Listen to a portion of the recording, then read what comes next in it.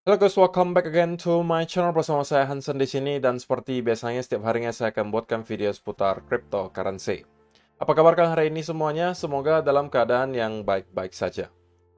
Teman-teman, kita melihat pergerakan Bitcoin dalam 24 jam terakhir persis dengan ekspektasi kita di video kemarin. Di mana saya katakan bahwa kita kemungkinan akan membuat satu lagi lower low baru untuk menjemput semacam liquidity untuk kemudian kita mendapatkan ada rebound. Dan kita sekarang telah kembali berada di kurang lebih area 62.000 dolar, bahkan tadi sempat menyentuh 63.400-an kurang lebih. Nah, kita bakalan bahas lagi di video hari ini kira-kira apa yang sedang terjadi secara price action, diikuti juga apa yang bisa kita expect berikutnya. So, stay tune terus sampai akhir video. Nah, sekarang kita bakal mulai dari CoinMarketCap terlebih dahulu. Per hari ini secara global, market cap kripto berada di angka 2,32 triliun dolar atau naik sekitar 2,07%. Nah, di top 10 coin sendiri kita juga melihat keadaannya dominan berwarna hijau, kenaikannya ranging antara 0, sekian persen hingga kurang lebih 8%. Dan yang menjadi top performer hari ini adalah Toncoin dengan kenaikan 8,19% menuju 6,44 dolar. So, itu adalah outlook sementara dari beberapa top coin yang ada. Sekarang kita langsung aja masuk ke beberapa data dan berita terbaru hari ini. Nah, yang pertama teman-teman, sebenarnya ini agak surprising ya menurut saya. Kita melihat Bitcoin itu rebound dari kurang lebih area 60-an ribu ke kurang lebih 63 ribu sebelum pada akhirnya sedikit retrace ke 62 ribu. Tetapi, yang terjadi di spot Bitcoin ETF Amerika Serikat itu justru adalah outflow kemarin. Oke, dengan total kalau misalnya kita perhatikan, itu outflow sebesar 180 Bitcoin, atau kurang lebih 11 juta dolar.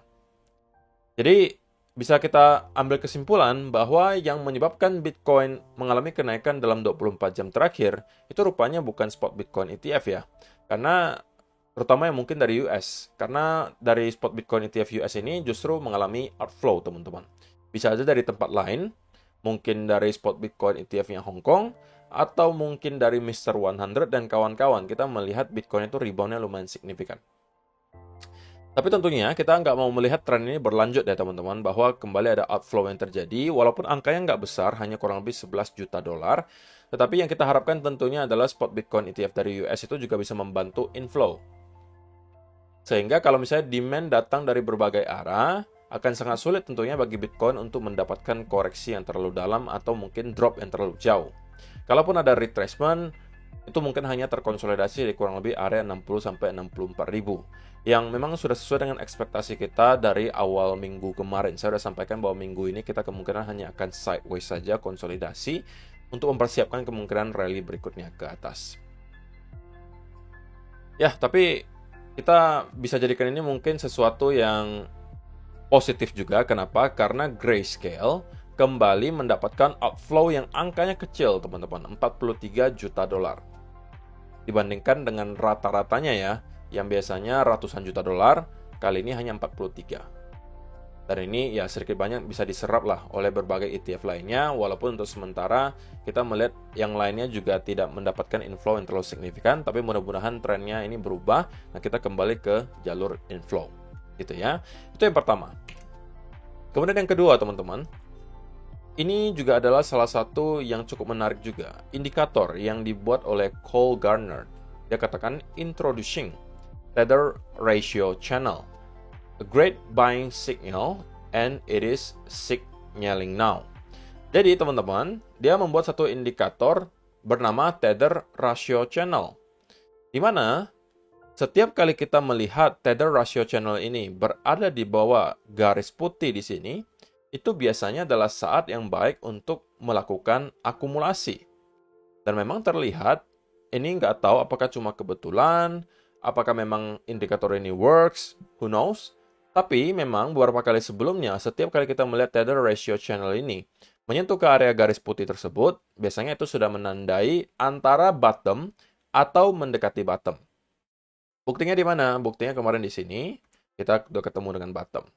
Di sini juga sama, kita ketemu dengan bottom, Tether Ratio Channel-nya sudah di sini, di bawah, dan kita kemudian rally. Di sini juga sama, kemudian di sini juga sama, di sini juga sama, dan kalian bisa lihat sebelum-sebelumnya.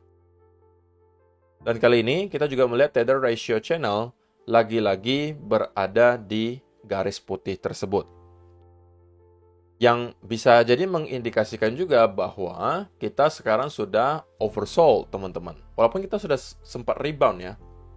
Tapi itu kita ada konsolidasi selama 2 bulanan, kurang lebih, teman-teman. Dan saya rasa ini sudah merupakan konsolidasi yang cukup panjang gitu ya. Kalaupun kita akan bergerak konsolidasi selama beberapa minggu lagi, that's fine. Tapi saya rasa kita tidak akan sampai 5 atau 6 bulan konsolidasi di sini. Maksimal menurut saya pribadi maksimal mungkin 2-3 bulan. Dan kita udah 2 bulan kurang lebih. Jadi kalaupun masih konsolidasi, kemungkinan hanya akan sampai bulan depan. Tapi itu opini saya pribadi, teman-teman. Bagaimana menurut kalian? Apakah menurut kalian Bitcoin sudah siap untuk kembali ke area all time high-nya lagi?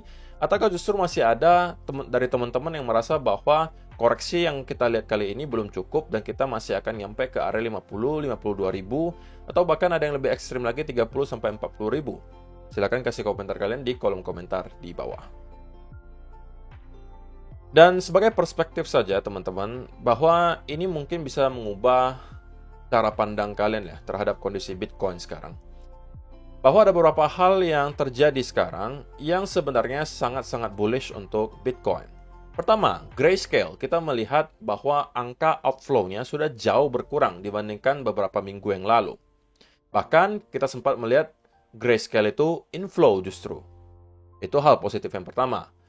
Hal positif yang kedua, Bitcoin ETF flows are becoming positive. Jadi setelah minggu kemarin itu dominan outflow ya, minggu ini kita memang melihat sudah ada beberapa lagi hari di mana terjadi inflow. Walaupun kemarin itu outflow, tapi angkanya nggak besar. Secara net itu masih inflow untuk minggu ini. Yang ketiga, Hong Kong Spot Bitcoin ETF terus membeli Bitcoin, membantu Spot Bitcoin ETF dari Amerika Serikat. Yang keempat, Donald Trump. Ini baru saja gitu ya, melakukan kampanye. Dan salah satu alat kampanye dari Donald Trump itu adalah soal kripto. Karena mungkin dia tahu bahwa di Amerika Serikat itu mulai banyak orang yang menjadi investor cryptocurrency. Dan dia melihat kondisi negaranya sekarang yang sepertinya sangat anti terhadap kripto. Karena terutama SEC ya, yang terus menyerang dari segala arah. Dan dia memberikan semacam clue lah gitu, bahwa kalau dia yang menjadi seorang presiden, ya harusnya kondisi kripto tidak akan seperti sekarang. Intinya seperti itu. Oke, dan dia mengatakan dia menerima donasi untuk kampanyenya itu dalam bentuk kripto. Tentunya itu adalah endorsement yang sangat besar gitu ya untuk dunia cryptocurrency. Kemudian Argentina juga akan segera melakukan mining Bitcoin. Fed swaps are now showing 2 rate cuts for 2024. Jadi Fed juga diekspektasikan kembali untuk mengalami atau melakukan 2 pemotongan suku bunga di tahun 2024. Biasanya rumor pemotongan suku bunga itu adalah sesuatu yang baik untuk risk asset. Stock market diantaranya, cryptocurrency juga termasuk. Pension funds dan kawan-kawan itu juga sudah berencana untuk membeli Bitcoin melalui ETF. Bank-bank besar juga telah melaporkan, banyak sekali bank besar yang telah melaporkan laporan keuangannya dan di dalamnya itu tertera bahwa mereka mempunyai exposure ke spot Bitcoin ETF-nya Bitcoin. Morgan Stanley, salah satu institusi keuangan terbesar di dunia, considering allowing its 15,000 brokers to recommend Bitcoin ETFs to their client. Artinya, mereka ini sedang mempertimbangkan untuk membolehkan 15.000 broker mereka untuk merekomendasikan Bitcoin ETF kepada para klien mereka. Dan semuanya kalau kalian jumlahkan di sini, teman-teman, itu ada kurang lebih 2-5 triliun dolar aset ya, kalau misalnya kita lihat yang ada semuanya di sini. 2-5 triliun dolar yang kita bicarakan di sini. Uangnya bukan uang kecil. Dan kalian masih selalu panikan setiap kali ada dip 10, 20, atau 25%. Sekali lagi teman-teman, saya perlu ingatkan bahwa untuk teman-teman yang baru masuk di cycle kali ini adalah kemungkinan cycle di mana kalian akan paling mudah untuk menjadi seorang holder. Karena sudah di-back oleh semua yang terjadi di sini, yang kita baru saja baca. Kalau kalian masuknya di tahun 2017, tahun 2013, 2014, kalian menjadi long-term holder Bitcoin itu hanya berdasarkan conviction kalian, keyakinan kalian pribadi, bahwa Bitcoin ke depannya akan mendapatkan adopsi. Karena pada saat itu nggak ada yang adopsi, teman-teman. Hanya jual beli saja transaksi. Ya kan? Jadi akan sangat sulit pada saat itu para investor menjadi long term holder, ya karena nggak ada adopsi yang terjadi. Mereka menjadi long term holder hanya dengan harapan gitu, bahwa Bitcoin nantinya akan teradopsi. Itu jauh lebih sulit secara mental, teman-teman, daripada kita-kita yang sekarang. Yang sudah mendapatkan ada approval spot Bitcoin ETF dari Amerika Serikat, dari Hong Kong, bahkan seorang calon presiden Amerika Serikat juga pro terhadap Bitcoin. Kemudian juga ada berbagai institusi besar yang mempunyai exposure terhadap Bitcoin. Apalagi yang kalian mau? Dan kenapa juga kalian harus selalu panikkan setiap kali ada koreksi 10-20%? Itu yang kadang membuat saya bingung. Tapi mudah-mudahan dengan adanya tweet di sini, ini bisa sedikit membantu kalian lah gitu ya, untuk mengetahui bahwa inilah yang sedang terjadi di Bitcoin.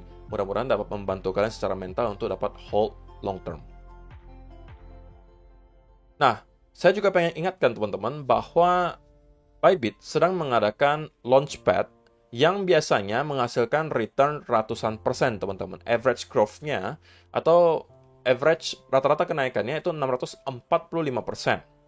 Dan di sini kalian bisa subscribe-nya menggunakan USDT maupun MNT. Dan subscription-nya start kurang lebih 4 hari lagi. Kalau misalnya teman-teman tertarik untuk mengikuti, link pendaftaran Bybit-nya sudah saya sediakan di kolom description box di bawah. Nah, seperti yang saya sudah janjikan juga teman-teman, bahwa saya secara random akan mengundi satu orang untuk saya berikan Rp500.000. Dan harinya tidak akan pernah saya umumkan, ini random saya undi. Dan yang saya undi di sini adalah user ID Bybit yang bertransaksi selama 24 jam terakhir. Jadi kalau misalnya saya undinya hari ini, maka berarti saya cuma ngelihatnya data 24 jam ke belakang. Siapa yang ada volume tradingnya, nah itu yang saya masukkan user ID-nya di sini. Nah, bagi teman-teman yang merasa ada user ID-nya di sini, siapa tahu kalian menjadi pemenangnya. Kita coba speed.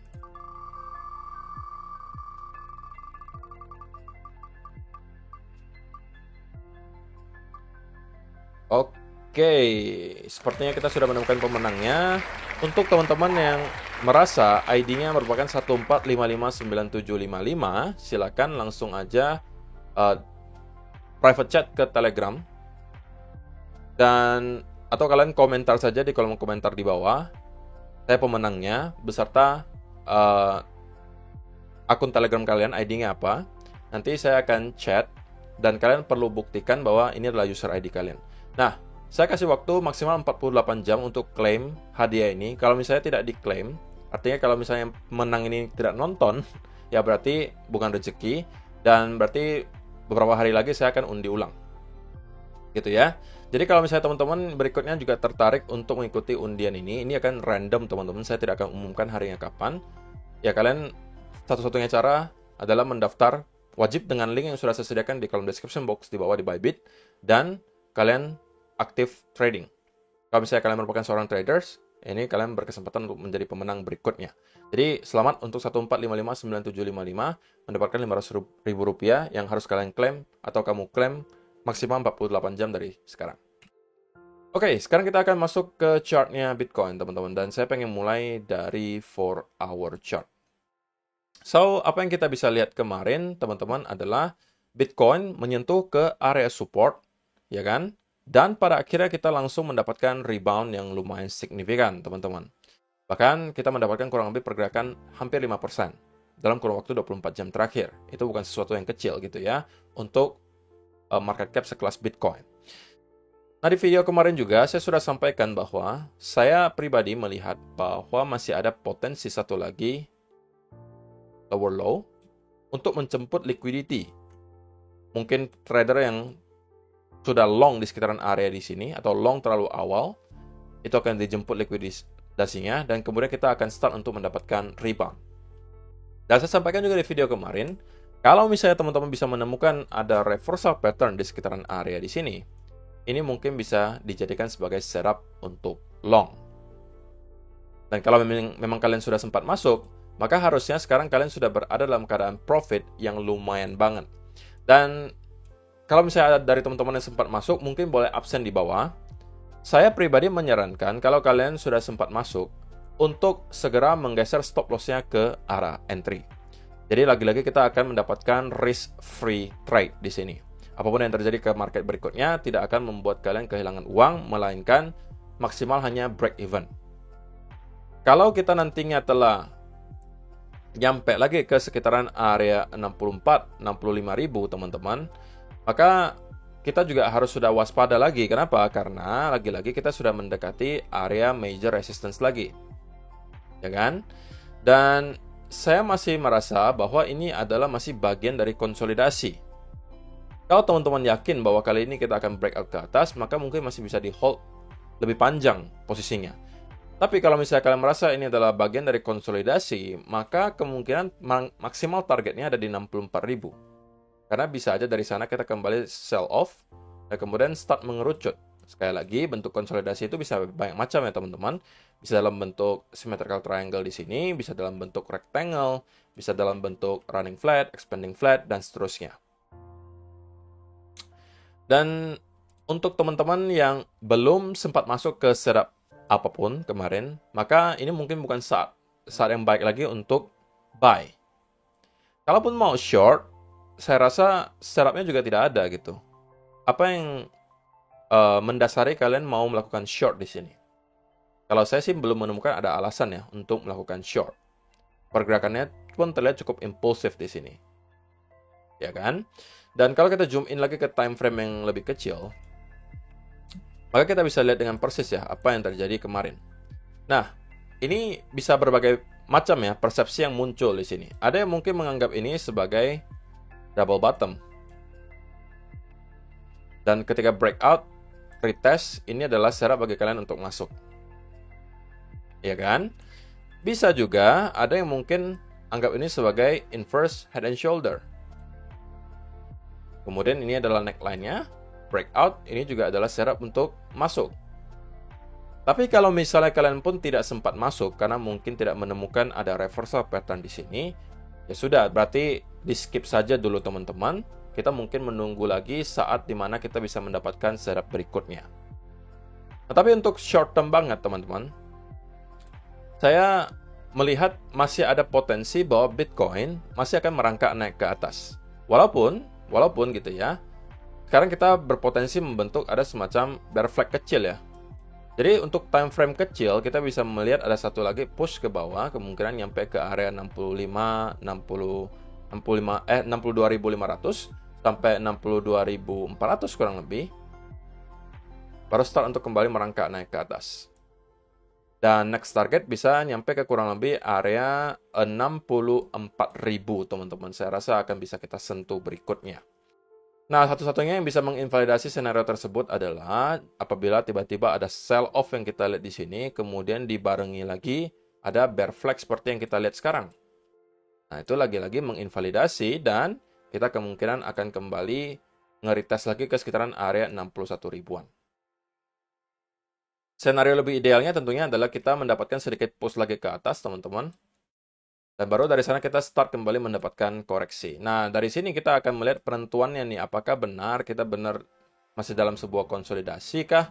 Atau kita justru akan mendapatkan push ke higher high yang baru dan langsung menuju ke sekitaran area 66.000 sampai 67.000 dolar. Ya, walaupun teman-teman kita break di atas area tersebut bukan berarti kita langsung akan meroket langsung nyampe ke area 70.000 lagi. Jadi kita masih harus tahu 66 sampai 67.000 adalah area major resistance berikutnya. Dan salah satu pattern konsolidasi itu bisa bentuknya seperti ini. Running flat. Nah, saya tidak mengada-ngada teman-teman ya. Ini ada contohnya. Nah, kalau misalnya teman-teman mau melihat ya bentuk-bentuk atau contoh-contoh bentuk konsolidasi, ini udah saya gambarkan nih biar teman-teman lebih paham apa yang sedang saya bicarakan gitu. Bentuk konsolidasi itu bisa banyak macam sekali lagi teman-teman. Ini adalah rectangle, breakout, ya kan? Kemudian ini adalah symmetrical triangle. Ya, ini adalah dua pattern basic lah ya, teman-teman harusnya sudah pada tahu semua. Nah, kemudian yang modelnya seperti ini adalah running flat, teman-teman. Saya sebutnya sebagai running flat. Jadi kita membuat terus-menerus higher low dan higher high. Tapi bentukannya choppy seperti ini dan pada akhirnya kita breakout. Ada juga yang modelnya expanding seperti ini. Nah, yang baru saja saya gambarkan itu adalah yang ini. Nah, makanya saya sampaikan teman-teman bahwa kalaupun kita breakout di atas area high terakhir di 65.000 di sini, bukan berarti kita langsung akan meroket ke area 70-an ribu. Hal tersebut baru akan terjadi menurut saya kalau kita bisa break di atas area 67.000 di sini. Kemudian start mendapatkan konsolidasi berupa bullish continuation pattern. Kalau itu yang kita lihat, ini adalah berarti kita sudah siap untuk push menuju ke area all time high lagi. Tapi sebelum itu kita lihat, maka kita harus expect juga bahwa konsolidasi yang kita akan lihat di sini mungkin akan jauh lebih panjang. Kalaupun kita nyampe lagi ke area di sini, itu bisa aja akan ada rejection. Kita membuat semacam running flat, dan baru kita akan breakout ke atas. Jadi untuk short term, teman-teman, short term banget ya. Saya melihat ada satu push ke bawah, menuju ke area 62.500 sampai 400-an. Baru dari sana kita akan start kembali mendapatkan kenaikan, merangkak naik ke atas, setidaknya untuk kembali ngeretest ke area high terakhir di 63.400. Kalau ini mampu kita break, area 64.000 akan kita tuju, ya kan? Dan kalau sangat impulsif pergerakannya, maka kita bisa expect kalau dia breakout ya, 66 sampai 67.000 itu akan menjadi target berikutnya. Tapi untuk sementara saya tidak melihat senario tersebut sebagai potensi senario yang probabilitasnya paling tinggi. Yang paling tinggi menurut saya masih adalah kita akan konsolidasi di sekitaran area range 60.000 sampai 64.000 dolar. Dikarenakan tidak ada katalis terlalu besar yang ada di minggu ini, menurut saya bisa mendorong harga sampai break di atas 65.500 di sini. Baru minggu depan ketika kita akan melihat adanya data CPI dan kawan-kawan, itu mungkin bisa men-trigger ya pergerakan besar berikutnya untuk Bitcoin yang mudah-mudahan sesuai dengan ekspektasi. So, saya rasa itu aja sih yang perlu saya sampaikan di video hari ini, teman-teman. Terima kasih untuk kalian yang telah menonton sampai selesai video hari ini. Semoga bermanfaat untuk kalian semua. See you in the next video. Bye-bye.